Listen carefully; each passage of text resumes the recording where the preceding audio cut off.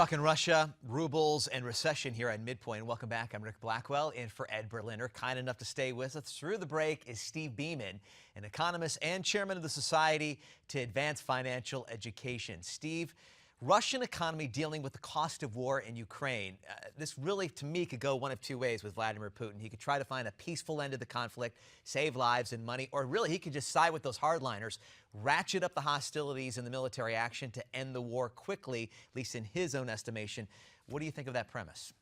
I think, Rick, you bring up the risk, and that is that he will miscalculate the resolve of the United States government, and that's what we don't want to see. His smart move right now is to back down in Ukraine, have these sanctions lifted.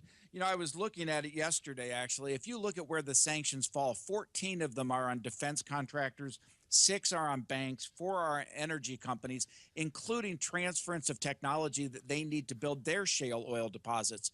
So his smart economic move is to back down. The question is whether he thinks the United States government has the resolve to stand up to him. And I'm not sure he really is going to calculate that one right.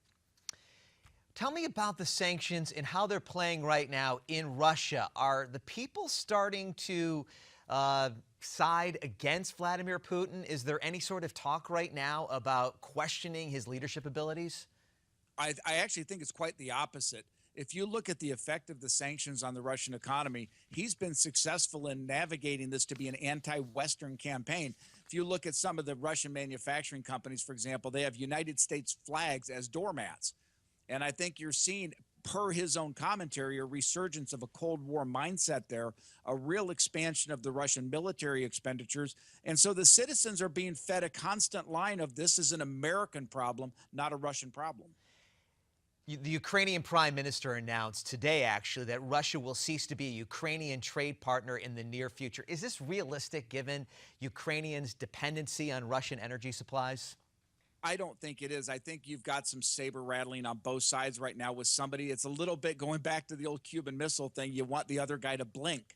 I think they're waiting to see what the United States and NATO partners will do. There's talk up in Finland of real concerns of Russia because Russian bomber forces have infiltrated Finnish airspace as well as Alaskan airspace on our side. But I think you're going to have to see the United States and NATO stand strong against Putin so that he doesn't miscalculate here and does work to get those sanctions released and free up the Russian economic resources. Steve, it sounds like you're saying it's kind of like a war of rhetoric. Is that correct? Yeah, I think that's actually a very good way to say it. All right. I want to change gears a little bit. We had a chance to talk during the commercial break about your organization, Society to Advance Financial Education. And I really find that fascinating because some people say, you know, we deserve the politicians that we vote in. And part of that is because we're not really comprehending, understanding some of these complex economic issues.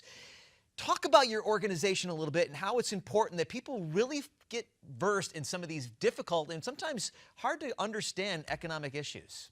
Well, I think one of the strangest thing in American education is we recognize that the lack of financial education is one of, if not the biggest problems in America.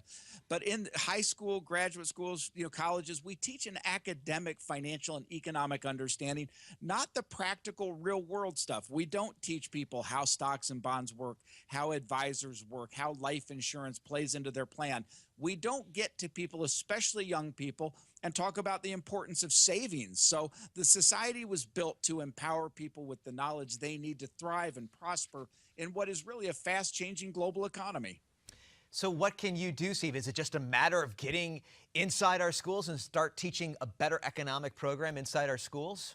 I think it's that. It's a matter of making it interesting. We've got to get to people and explain to them that we have a retirement crisis coming in this country in about 10 years, and the solution to it is knowledge. We have to explain to people how to build reserves and how to build retirement so that they don't end up relying solely on a Social Security program that's in real trouble in 10 years. All right, Steve, I want to give you a couple seconds right now to talk about some of the knowledge you're spreading at 7 p.m. tonight. Tell us about that.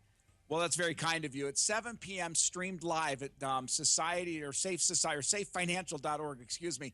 We run the Master of Money program. This is a 30-minute video program that we run live every Tuesday night, and we take a core topic of financial literacy and we talk about it. Tonight, Steve, we're talking about how to select an advisor. Sounds great. Up next, the dangers of reality television.